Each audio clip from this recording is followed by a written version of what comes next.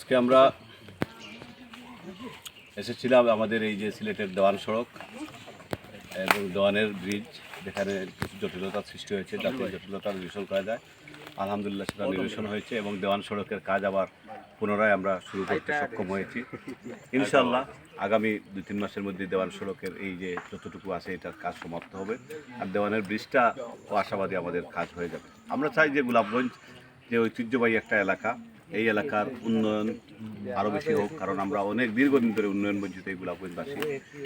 বিশেষ করে গোলাপগঞ্জ এবং বিয়ানীবাজার দুইটা উপজেলারই এই সিলেট সংসদীয় 6 আসনে এই বিনা ভোটের এমপি কোনো কাজ করেন নাই, এমনকি ওনার নিজের বাড়ির রাস্তাটাও পর্যন্ত করেন নাই। আমি দেখেছি বিয়ানীবাজারে গিয়ে যে ওনার বাড়িতে যাওয়া অনেক কষ্টসাধ্য ব্যাপার, ওটা অথচ উনি বিনা ভোটের 3-4 বারের এমপি ছিলেন এবং মন্ত্রীও ছিলেন একবার।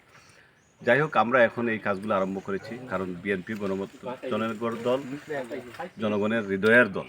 আমরা চাই সবসময় জনগণের পাশে থাকতে, জনগণের কাজ করতে, সেটাই আমাদের প্রত্যাশা এবং আমরা ইনশাল্লাহ করে যাব। এই দুঃশাসন মুক্ত বাংলাদেশে, বর্তমান বাংলাদেশে এই তত্ত্বাবধায়ক সরকারের মাধ্যমে, পাশাপাশি আগামী যে নির্বাচন হবে সেই নির্বাচনের মাধ্যমে যে দলই ক্ষমতা আসুক, আমরা আশা করি আমাদের নেতা দেশনায়ক তারেক রহমানের নেতৃত্বে বিএনপি আবারও ক্ষমতায় আসবে। আমরা এই দেশের মানুষের জন্য কাজ করে যাব, সেটাই আমাদের বিশ্বাস।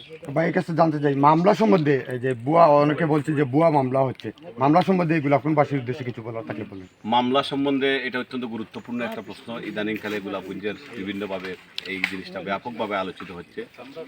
আপনারা জানেন যে বিগত 4ই আগস্ট এই আওয়ামী সন্ত্রাসীদের হাতে এবং পুলিশ, কিছু দুষ্কৃতিকারী পুলিশ এবং বিজিবির হাতে আমাদের 7 জন ভাই শহীদ হয়েছেন এই গোলাপগঞ্জে, এবং প্রায় শতাধিক